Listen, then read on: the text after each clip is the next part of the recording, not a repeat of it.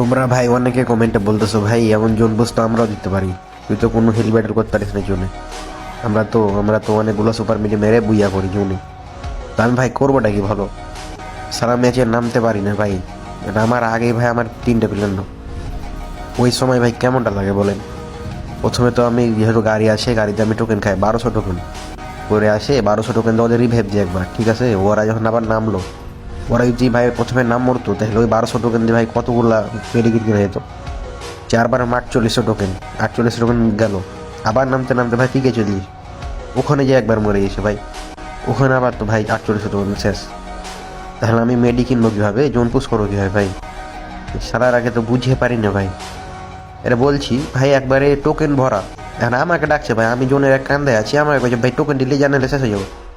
হইলো আমি গাড়ি নিয়ে দৌড়ে দৌড়ে আসতেছি ভাই, ওই মাঝেই দেখছি সারার গাড়িতে মানে ডলা খায় ওয়ারাই মেরে গেছে।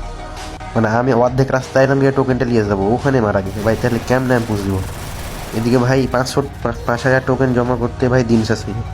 তাহলে কেমনে কি করবো বলেন, আর তো আপনারা ভাই এইসব করবেন, তাহলে কি হয় ভাই। আমি তো অনেক চেষ্টা করছি না, ধীরে ধীরে তো ভাই উন্নতির দিকে যাইবো, ঠিক আছে।